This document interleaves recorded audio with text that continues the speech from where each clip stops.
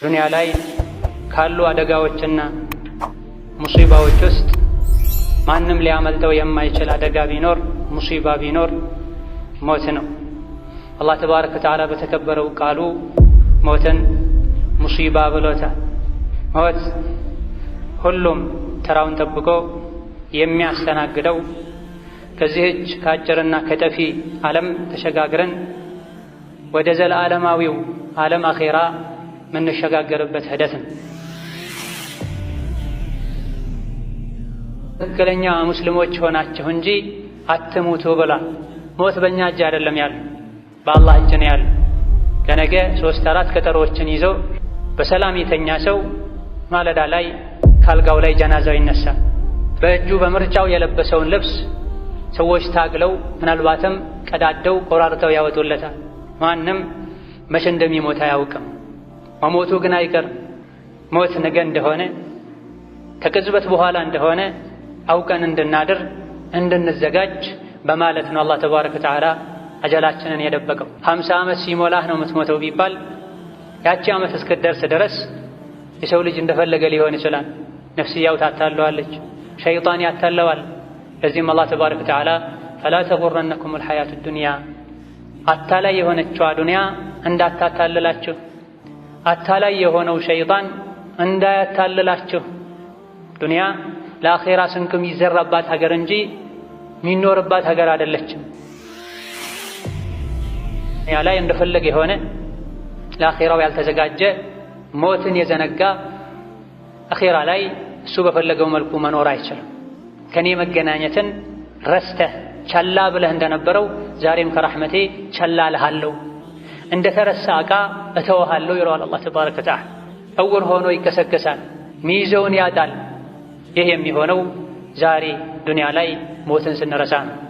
ከዙሪያችን ያሉ የምናውቃቸው የሚመክሩን ሞት ባዶ ያረጋቸው ቤቶች አሉ። ሞት ያላንኳኳው ቤት የለም። ወይም አባቱን ወይም አያቱን ወይም ወንድሙን ወይም ዘመዱን ሞት ነጥቆት ስንቶችን የቲም አድርጓል። الحمد لله الذي خلق الموت والحياة ليبلوكم أيكم أحسن عملا أحمده سبحانه وهو الذي يبقى ولا يفنى وأشهد أن لا إله إلا الله وحده لا شريك له أعد الجنة للمتقين نزلا وأشهد أن محمدا عبده ورسوله القائل أكثروا من ذكر هادم اللذات وعلى آله وأصحابه والتابعين لهم إلى يوم الممات. أما بعد، أوصيكم ونفسي بتقوى الله يا عباد الله. يا أيها الذين آمنوا اتقوا الله ولتنظر نفس ما قدمت لغد واتقوا الله إن الله خبير بما تعملون. ولا تكونوا كالذين نسوا الله فأنساهم أنفسهم أولئك هم الفاسقون. يا الله باروچوي الله تبارك وتعالى ሁሌም ፍሩት። አላህና መልእክተኛው ያዘዟችሁን ታዘዙ፣ የከለከሏችሁንም ተከልከሉ። እነሆ የሰው ልጅ በዚህች ምድር ላይ የሚኖረው ለውስንና ለአጭር ጊዜ ነው።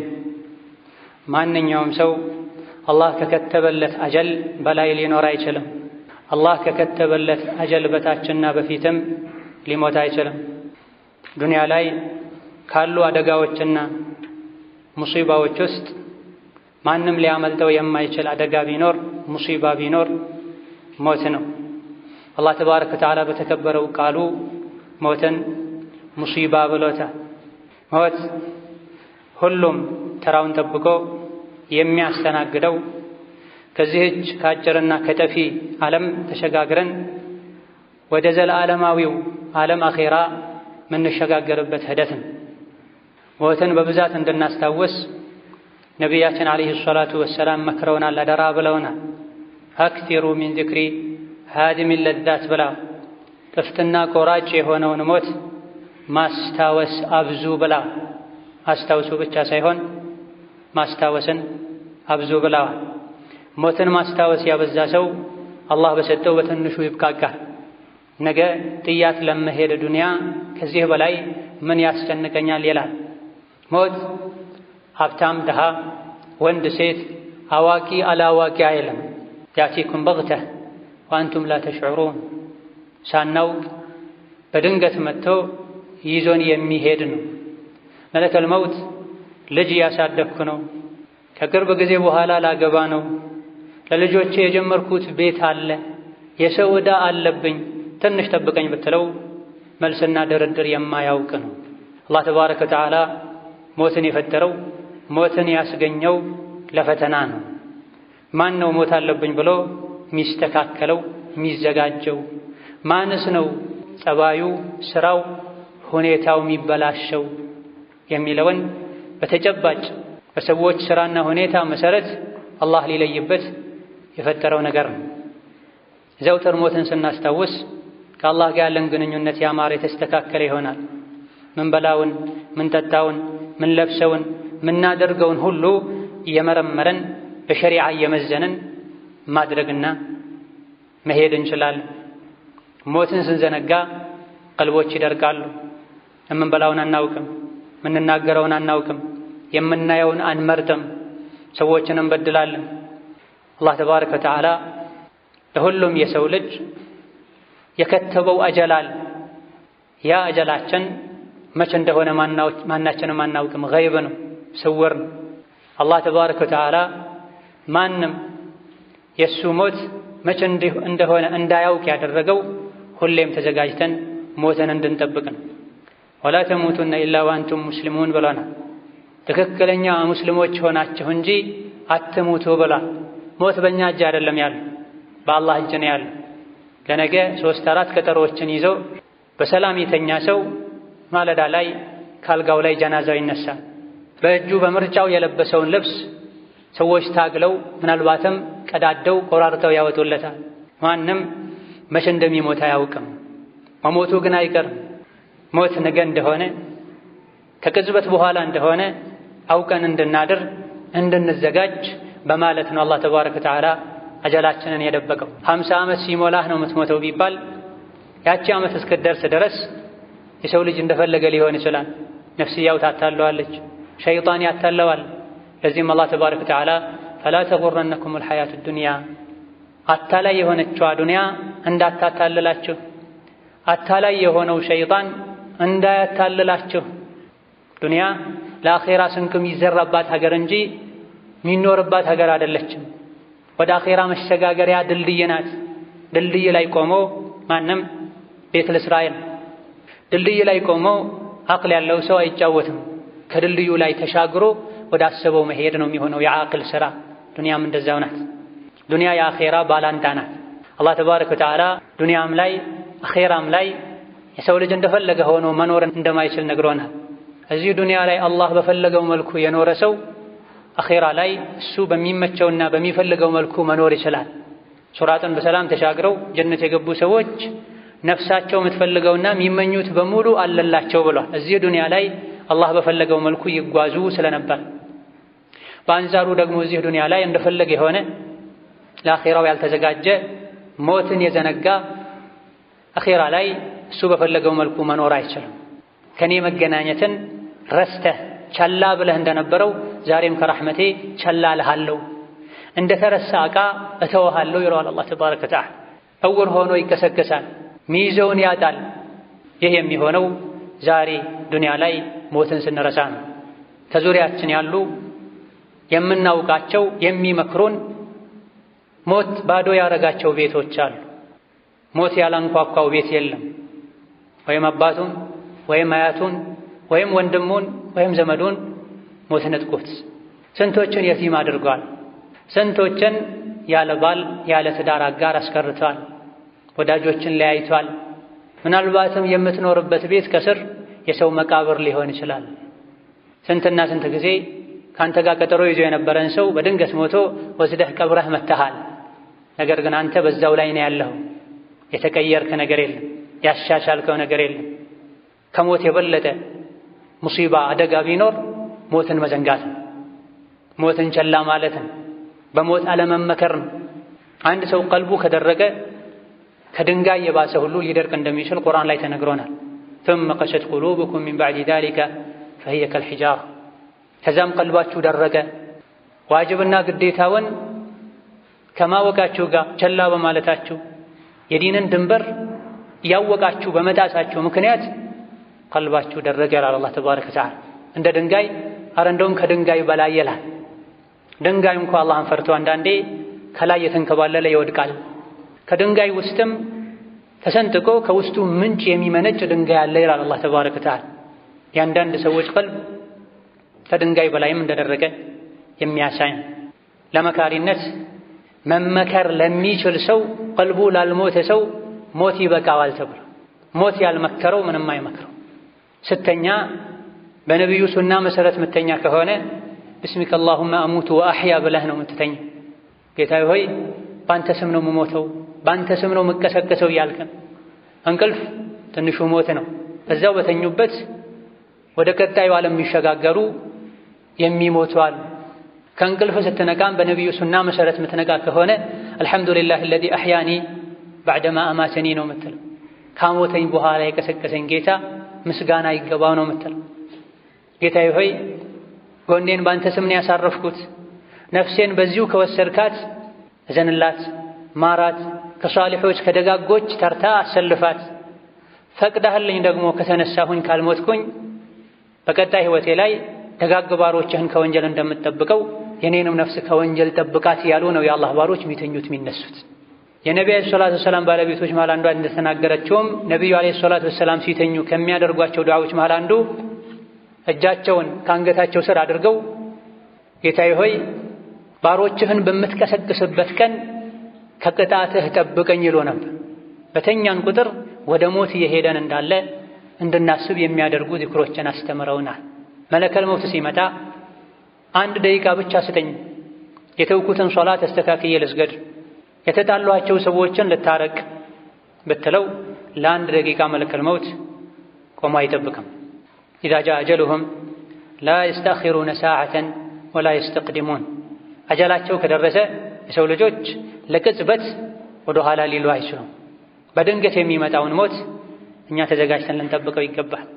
ኸይር ሥራ በመስራት ወደ አላህ በመመለስ ደግና አላህን የሚፈራ ሰው በመሆን የአላህና የሰዎችን ሐቅ በመጠበቅ ለሞት ልንዘጋጅ ይገባል።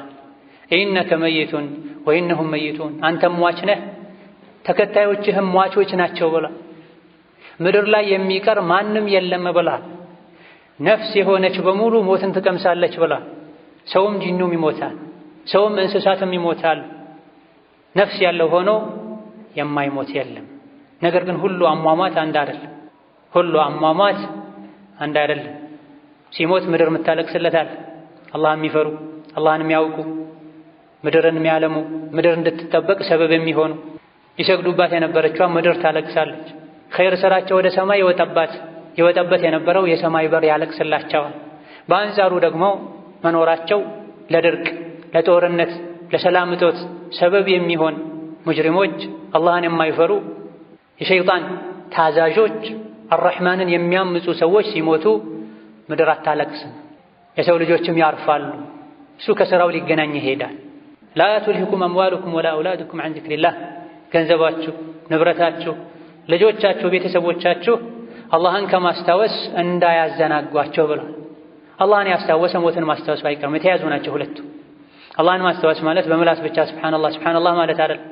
አላህን ማስታወስ ማለት የከለከለውን መከልከል፣ ያዘዘውን መታዘዝ፣ ወደ ሶላት መሄድ፣ ዘካ እንደወጀበ ዘካ ማውጣት፣ ሐራም የሆኑ የንግድ አይነቶችን መራቅና መጠንቀቅ፣ የንግግር የተግባር የልብ አላህን ማስታወሳል። ዱንያና ቤተሰብ ንብረት አላህን ከማስታወስ እንዳያዘናጋችሁ ማለት ሞትንም አኺራንም አያስረሳችሁ ማለት። ይህን ያደረገ እሱ ከሳሪ ነው ብሏል አላህ ተባረከ ወተዓላ። ዱንያ አኺራን ካስረሳችህ፣ ዱንያ አላህን ካስረሳችህ አንተ ከሳሪ ነህ። አንዳችሁ ሞት እሱ ዘንድ ደርሶ ገርገራ ውስጥ ገብቶ ለደቂቃ አቆዩኝ፣ ወደ ዱንያ መልሶኝ፣ ሰደቃ እንድሰጥ፣ ሶላት እንድሰግድ፣ ተውበት እንዳደርግ የሚልበት ወቅት ከመድረሱ በፊት ወደ አላህ ተመለሱ። አላህ ከሰጣችሁ ስጡ ብሏል። አላህ ጊዜ ሰጥቶሃል፣ ጊዜህን ለአኺራ ስጥ። ገንዘብ ሰጥቶሃል፣ ገንዘብህን ለአኺራ ውጪ አድርግ። እውቀት ሰጥቶሃል። እውቀትህን ለዲን ለሰው ልጆች ለሚበጅ ነገር ላይ ተጠቀምበት። አላህ ከሰጠህ ስጥ።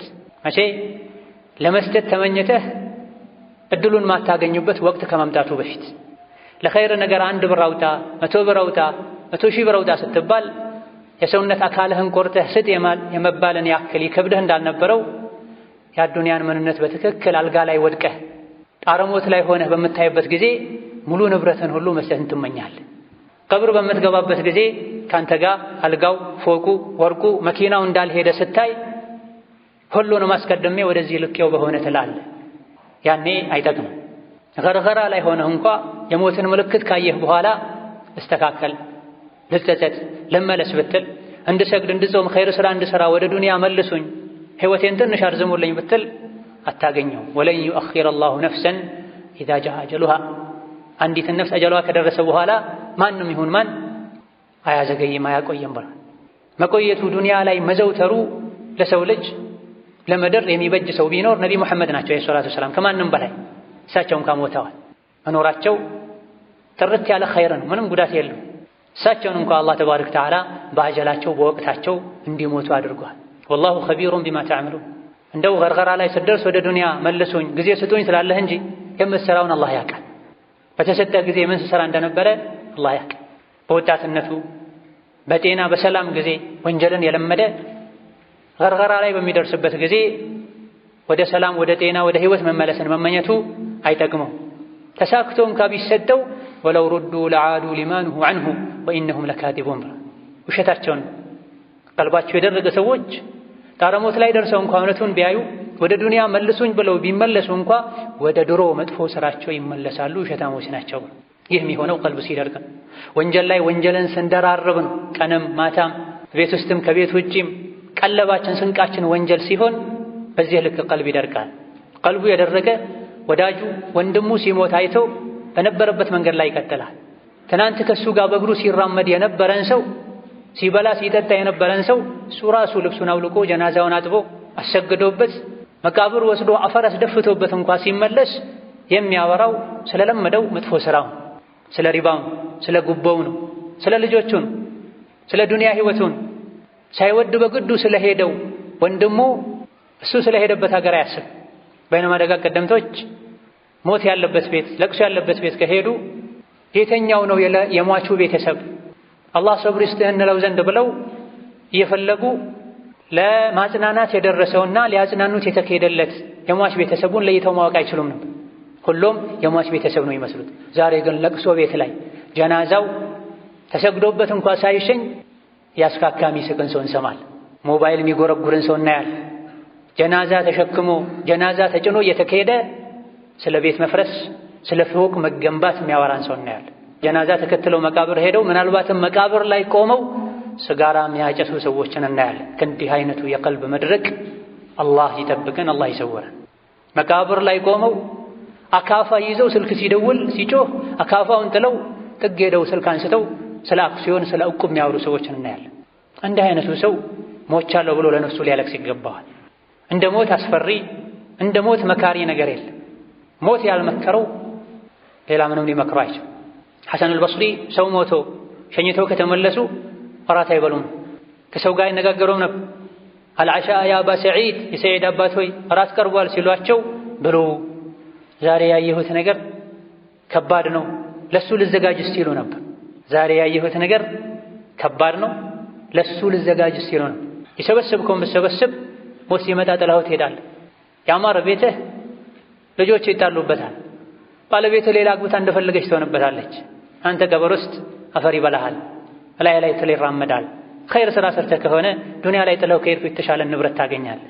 ሸርን ከሆነ ይዘህ ሄድከው ጭነህ ሄድከው ማንም በማይደርስበት ሁኔታ ላይ ዋጋህን ታገኛለህ። ይህ ሞት እያንዳንዳችንን ይጠብቀናል። መች ነው የሚመጣው አናውቅም። አኽር ዘመን ላይ ደግሞ የድንገት ሞት እንደሚበዛ ተነግሯል። ምሳ ካንተ የበላ ሰው አሱር ላይ ሞተ ይባላል። መግሪብ ሰግደህ የሸኘኸው ሰው ኢሻ ላይ ሞተ ይባላል። ነገ ሊያገባን የተባለ ሰው ምሽት ላይ ሞቶ ያድራል። ለሰርግ የተዘጋጀው ድግስ ለለቅሶ ይሆናል። ሀከዛ ሞትን ዘውትር ስናስበው ዱንያ ላይ እንዳንደሰት ያደርገናል፣ ወሰን እንዳናልፍ ያደርገናል። ልጓም ያጣውን ስሜታችንን ሰብሮ ይዝልናል። የፈለከውን ብታደርግ የፈለከውን ያክል ብትኖር የፈለከውን ሰው ብትወድ መሞት አይቀርም። ሞት ከማለት እዛው በስብሰህ ቀረህ ማለት አይደለም። የካፍር አስተሳሰብ ነው። ሞት ከማለት ከሰራኸው ስራ ጋር ተገናኘህ ማለት። እዚህ ዱንያ ላይ የሰራኸው ስራ ነው አኺራ ላይ አንተን ማንነት የሚወስነው። ሆኖም አቅል ያለው በሙሉ ሲናገርም ሲወስንም ሲለብስም ሲሄድም ሲመጣም ሞት ፊት ለፊቱ እንደሚጠብቀው በር ላይ ኬላ ላይ ሊይዘው እንደሚችል ያሰበ ሊራመድ ሊኖር ይገባዋል። እሞታለሁ ያለ ሶላትን ከወቅቱ ያሳልፍ። ሞት አለብኝ ያለ የሰውን ገንዘብ ወስዶ አይክድም፣ ሪባና አይበላም። ሞት አለብኝ ያለ ጎረቤቱን አዳ አያደርግም። ሞት አለብኝ የሚል ከሰዎች ተሰውሮ አላህ እያየው ጨለማን ተገና አድርጎ ወንጀል አይሰራም።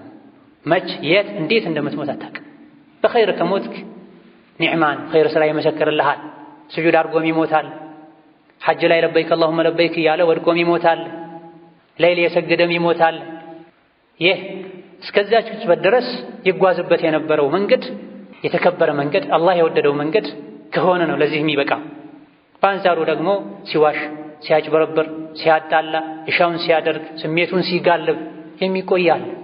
አላህ ይጠብቀን። ኸምር የሚጠጣ ኸምር ቤት ይሞታል። ሊገጥመው ይችላል። ኻቲማው በዚህ መልኩ ይጠናቀቃል። በአዱንያ ፍቅር ያበደ የሰከረም አንዴ እንኳ አላህን ከልቡ ሳያስታውስ ለቀብሬ ለአኼራ ሳይል በዛው የአዱንያ ፍቅር ላይ እንደታወረ ከዚህ ዱንያ ወጥቶ ወደ እውነቱ ሀገር አኼራ ይሄዳል። ይህ እንዳይሆን ሁሌ ሞትን ፊት ለፊታችን እናደርገው። በመልካም ሥራ በተውበት እንዘጋጅለት ይገባል። ዱንያይ ሆይ ነፍስያይ ሆይ ሌላን ሰው አታሊ። እኔ እንደሆነ እዚህ ዱንያ ለምን ያክል ጊዜ እንደምኖር አውቃለሁ። የነቢዩ ኡመት ከ60 ከ70 አያልፍም ተብሏል ያለን ነፍስያችን ልንቀጣ አደብ ልንይዝ يقبانا. بارك الله لي ولكم في القرآن العظيم ونفعني وإياكم بما فيه من الآيات والذكر الحكيم. أقول ما تسمعون وأستغفر الله لي ولكم ولسائر المسلمين من كل ذنب وخطيئة استغفروه إنه هو الغفور الرحيم. الحمد لله الأحد الصمد الذي لم يلد ولم يولد ولم يكن له كفوا أحد وصلى الله على نبينا محمد وعلى آله وصحبه وسلم تسليما كثيرا. أما بعد يسول جوش كموتوبها لا ودا قبر قبال قبر ወይም የጀነት ጨፌ ነው ወይም ደግሞ የእሳት ጉድጓድ ነው።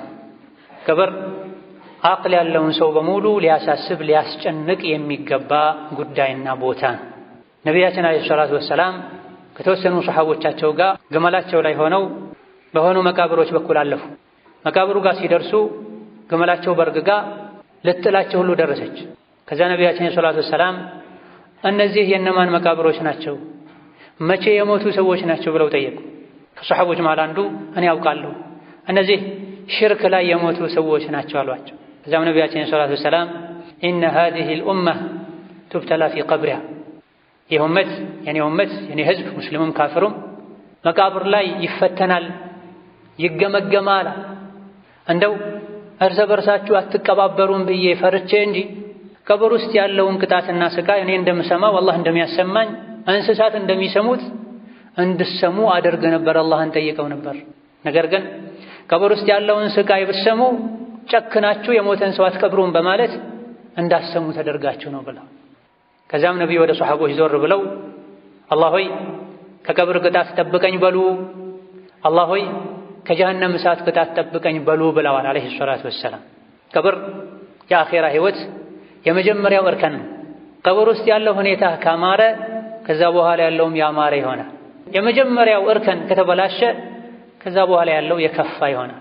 ዑስማን ኢብኑ አፋን ረዲየላሁ ዐንሁ ወአርዳህ በተደጋጋሚ ነብዩ በጀነት የመሰከሩለት ጀነትን ገዝቷል ያሉት ካሁን በኋላ ዑስማን የፈለገውን ወንጀል ቢሰራ አይጎዳውም ወንጀሉ ያሉለት ሰው ጀናዛን ተከትለው ወደ መቃብር ከሄዱ ያለቅሱ ነበር። ለምንድን ነው ዑስማን ሆይ እንደዚህ የምትሆነው? የተለያዩ የአኺራ ጉዳዮችን ስታስታውስ ማትሆነውን ያክል ቀብር ሲወሳ ቀብርን ስታይ ሁኔታ ይቀያየራል ሲሏቸው ነብዩ አለይሂ ሰላቱ ወሰላም ቀብር የመጀመሪያ የአኺራ ህይወት እርከን እንደሆነና ቀብር ካማረ ከዛ በኋላ ያለውም እንደሚያምር፣ ቀብር ከተበላሸ ከዛ በኋላ ያለውም የስቃይ ህይወት እንደሚሆን ተናግረዋል። ስለዚህ የመጀመሪያ የአኺራ ቤት ነውና ያሳስበኛል ያስፈራኛል ብላ ከአህለ ሱና ወልጀማዓ እምነት አንዱ ቀብር ላይ ጸጋም ቅጣትና ስቃይም አለ ብለው ያምናሉ። ዱንያ ላይ አላህን ፈርቶ ለቀብር ለአኺራ ተዘጋጅቶ ኢማን ተውሂድ መልካም ሥራ ላይ ሆኖ የሞተ ቀብር ላይ ደስታ ይጠብቀዋል፣ ጸጋ ይጠብቀዋል፣ ቀብሩ ይሰፈለታል፣ የጀነት ምንጣፍ ይነጠፍለታል፣ ወደ ጀነት በር ይከፈትለታል። ያን ያየ አላህ ሆይ ቂያማን አቁም ወደ ጀነት እንድገባ እያለ ዱዓ እያደረገ ይቆያል። በአንጻሩ ደግሞ ዱንያ ላይ እንደሻው ሲሆን የቆየ ስሜቱን ሲያመልክ አላህን ረስቶ አኼራን ረስቶ የቆየ ሰው በሚሞትበት ጊዜ ደግሞ ቀብር እንደሚጠብበት የመቃብሩ ግድግዳዎች አጣብቀው እንደሚይዙት ተፈትኖ ፈተናውን ሲወድቅ የጀሃነም በር እንደሚከፈትለት የጀሃነም እንፋሎት ወደሱ እንደሚመጣ ሐዲስ ላይ ተነግሯል። ቁርአን ላይም ተጠቁመዋል። يثبت الله الذين آمنوا بالقول الثابت في الحياة الدنيا وفي الآخرة ويضل الله الظالمين ويفعل الله ما يشاء ብሏል። ይሄን ሰለፎች በቀብር ቅጣት ዙሪያ የወረደ አንቀጽ ነው ብለዋል። በዱንያ ላይ በኢማን በመልካም ሥራ አላህን በመፍራት ቀጥ ያሉ የጸኑ ሲሞቱም ቀብር ላይ ይጸናሉ፣ ቀጥ ይላሉ። የቀብር ብቸኝነት፣ የቀብር ጠባብነት፣ የመላእክቶች አስፈሪነት አይበግራቸው። ማን ነው ጌታ ሲባሉ አላህን ዱንያ ላይ አውቀው ስለኖሩ አላህ ይላሉ። ማን ነው ነብይህ ሲባሉ ሙሐመድ ነው ይላሉ። ምን ይዞ መጣ ሲባሉ መልስ ይሰጣሉ። ስለ እስልምናም ይጠየቃሉ፣ በጽናት ያስተናግዳሉ። ከደም ከስጋቸው የተዋሃደ ጉዳይ ነው። ለፈለጉ መጨማለቅ ነፍስያቸው ያዘዘቻቸው አይሆንም ብለው ነፍሳቸውን ሰብረው ያዙ ሰዎች ናቸው። ሸይጣን ጠላታቸው መሆኑን አውቀው ሸይጣን በቀየሰላቸው መንገድ አልሄድም ያሉ ሰዎች ናቸው። ላኢላሃ ኢለላህ ሙሐመዱር ረሱሉላህም በተግባር የኖሩ ሰዎች ናቸው። አስቸጋሪው ቦታ ላይ አላህ ጽናትን ይሰጣቸዋል። እዚህ ግን ዱንያ ላይ እንዲሁ ሰው ወደ ነዳቸው ሲነዱ የነበሩ የተፈጠሩለትን ዓላማ የዘነጉ ነቢይን ያልተከተሉ አለይሂ ሰላቱ ወሰላም የእስላምን ሕግ ያልተገበሩ ቀብር ላይ ይሰቃያሉ። ቀብር ዘመድ የሌለበት፣ ወዳጅ የሌለበት፣ ጎረቤት የሌለበት፣ ሸሽተህ የምታመልጥበት የኋላ መውጫ የሌለው፣ ምንጣፍ አልጋ የሌለው፣ አጫዋች የሌለው የብቸኝነት ቤትህ እዚህ ዛሬ በመልካም ሥራ ካነጽከው ያበራል፣ የጀነት ምንጣፍ ይነጠፋል። እዚህ ዱንያ ላይ እንደፈለግክ ከሆንክ ደግሞ የዋጋህን ታገኛለህ። ቀብር የሥራህ ሳጥን ነው። የፈለግከውን አስቀምጥበት፣ ስትሄድ ታገኘዋለህ። ኸይር ሥራ ሰርተህ ከሆነ ሰፊ ያማረ እስከ ዛሬ እዚህ መጥቼ ባረፍኩ የምትልበት አይነት ሆኖ ይጠብቅሃል። እዚህ ዱንያ ላይ ስትውል ስታድር እድሜ ልክህን አላህን ስታስቆጣ የቆየህ ከሆነ ደግሞ ሰዎች እዛ ውስጥ ወስደው እንደ ጣሉህ ገና ጨርሰው ከቀብሩ እንኳ ሳይወጡ ስቃዩ ይጀምርሃል። አስፈሪ የሆኑ መላእክቶች መጥተው ይመረምሩሃል። በሸር ሥራ የሞላኸው ሳጥንህ ለአንተ ይከፈታል ከውስጥ። ከላይ ሲታይ ሳር ነው፣ አፈር ነው፣ ማንም ምንም ሊያውቅ አይችልም። ነገር ግን ከስር ያለው ወይም እሳት ነው ወይም ጀነት ነው። አላህ ተባረከ ወተዓላ ቀብራችንን ጀነት ያደርግልን። አላህ ተባረከ ወተዓላ ማንንም አይበደልም። የሚሆነውን በሙሉ አስቀድሞ ነግሮናል። ተዘጋጁ ብሎናል። መልእክተኛ ልኮልናል። መጽሐፍቶችን አውርዶልናል። ያኔ ቀብር ሲገባ ኸይር ያገኘ አልሐምዱሊላህ ሊል ይገባዋል። ያኔ ቀብር ሲገባ መጥፎ ነገር የገጠመው ራሱን ከመውቀስ ውጪ ሌላ አማራጭ የለውም። አላህ አልበደለውም፣ እሱ ራሱን ነው ራሱን የበደለው። እያንዳንዱ ቀብር አለብኝ የሚል ሰው ራሱን ያስተካከላል፣ እያስተዋለ መራመድ ይችላል። ቀብርን የረሳ እንደፈለገ ይሆናል፣ የፈለገውን ያደርጋል። ነቢያችን ሰለላሁ ዐለይሂ ወሰለም መቃብርን መዘየር ከልክያቸው ነበር። መቃብርን ዘይሩ አኼራን ያስታውሳል ብለዋል። እሳቸውም ቢሆን ሱሐቦቻቸውን ይዘይሩ ነበር። መቃብርን ሄደህ ስትዘይር የምታደርገው ዱዓም አለ ሐዲስ ላይ የተነገረ። የዚህ መንደር ሙእሚን ሰዎች ሆይ የአላህ ሰላም እናንተ ላይ ይሁን፣ እኛም ነገ ወደ እናንተ ምንመጣ ሰዎች ነን አላህ ካለ። እያንዳንዱ አማኝ ቀብር ሲዘይር የሚያደርገው ዱዓ እኛም ነገ ወደ እናንተ የምንመጣ ሰዎች ነን ኢንሻአላህ። ለምንድን ነው ኢንሻአላህ የምትለው? የት እንደምትቀበር አታውቅም። በእያንዳንዱ መቃብር በኩል ባለፍክ ቁጥር ይህን ዱዓ አድርገህ መጨረሻ ላይ ኢንሻአላህ የምትለው ከእናንተ ጋር ነው የምትቀበረው፣ ሌላ አካባቢ ላይ ካሉ ሰዎች ጋር ነው የምትቀበረው አላውቅም። ነገር ግን ከሙታን ጋር መቀላቀል አይቀርም። መቼ አታውቅም። ቀብርን ባሰብክ ቁጥር ጠቦኛል ያልከው ቤት ይሰፋል። ቀብርን ባሰብክ ቁጥር የምታስቸግርህ ነፍስህ አደብ ትይዛለች። ከወንጀል መታገስ ትችላለች። ኸይር ስራን ተቋቁማ መስራት ትችላለች። ቀብርን ባሰብክ ቁጥር ለወንጀል የሚገፋፉ ጓደኞችህን መራቅ ትችላለህ።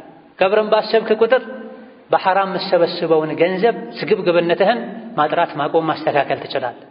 የፈለግከው ያክል ሀብት ቢኖርህ ከአንተ ጋር ቀብር የሚገባ ማንም ምንም የለም። በአላህ ያመነ በኢማን ላይ ጸንቶ የሞተ መቃብሩ አይኑ ማየት በሚችለው ርቀት ያክል ይሰፈለታል ብለዋል ነቢያችን ሰለላሁ ዐለይሂ ወሰለም። በኢማን በመልካም ሥራ በተውሂድ ላይ ሆኖ ያልሞት እንደሆነ ደግሞ ቀድሞውኑ ጠባብ የሆነችው መቃብር ጠባ እንደሚጨናነቅ ተነግሮናል። ቀብርን ደጋግመን ልናስታውስ የተለያዩ ሰዎችን ሞተው ልንቀብር ስንሄድ ራሳችን ተምረን ልንመጣ አለፍ ያለን ፕሮግራም ይዘን እንኳን መቃብር ሄደን ልንዘይር የዘመኑ በሽታ ስሜት መከተል፣ መቀኘነት፣ ኩራት፣ የአዱንያ ፍቅር ያሳመመውን ልባችንን እናክም ዘንድ ቀብር ልንዘይር ይገባል። አደቡን ጠብቀን ስርዓቱን አውቀን ዘየርንም አልዘየረን መሄዳችን አይቀርም። ሳንሞት የምንሄደውም ዚያራ ነው የሚባለው፣ ሞተን የምንገባውም ዚያራ ነው የሚባለው። ከዛ በኋላ ሌላ ህይወት ስላለ አልሃኩም ተካቱር ሐታ ዙርቱም አልመቃብር ነው። ቀብር ዘላቂ ማረፊያ አይደለም። አንዳንድ መቃብሮች ላይ ተጽፎ እንደምናየው የተሳሳተ አስተሳሰብ ውስጣችን ላይ ሊኖር አይገባም። ቀብር ጊዜያዊ ማረፊያ ነው። ከዛ በኋላ ዘላለማዊ ህይወት ወይም ጀነት ነው ወይም ጀሃነም ቀብር እንዳለብን ልናስብ ነፍስያችንን አላህን ፍሪ ልንል ልንዘጋጅ ይገባናል። اللهم صل على محمد وعلى آل محمد وأصحابه وأزواجه وأتباعه وسلم تسليما كثيرا. اللهم أعز الإسلام والمسلمين، اللهم أعز الإسلام والمسلمين، اللهم أعز الإسلام والمسلمين وأذل الشرك والمشركين. اللهم اجعل هذا البلد آمنا مطمئنا وسائر بلاد المسلمين. اللهم آمنا في أوطاننا، اللهم آمنا في أوطاننا، اللهم ول علينا خيارنا واكفنا شر شرارنا. اللهم اهدنا وسددنا، اللهم اهدنا وسددنا، اللهم اهدنا وسددنا وألهمنا رشدنا وقنا شرور أنفسنا. اللهم اهد قلوبنا، اللهم اهد قلوبنا وسدد ألسنتنا واسلل سخائم صدورنا برحمتك يا أرحم الراحمين. اللهم إنا نسألك توبة صادقة قبل الموت وشهادة عند الموت وجنة ورضوانا ورحمة منك بعد الموت. اللهم إنا نسألك الرضا بعد القضاء وبرد العيش بعد الموت ولذة النظر إلى وجهك الكريم برحمتك يا أرحم الراحمين. اللهم اغفر لنا ولوالدينا ولجميع المسلمين، اللهم اغفر لنا ولوالدينا ولجميع المسلمين، اللهم اغفر لنا ولوالدينا ولجميع المسلمين. آمين والحمد لله رب العالمين.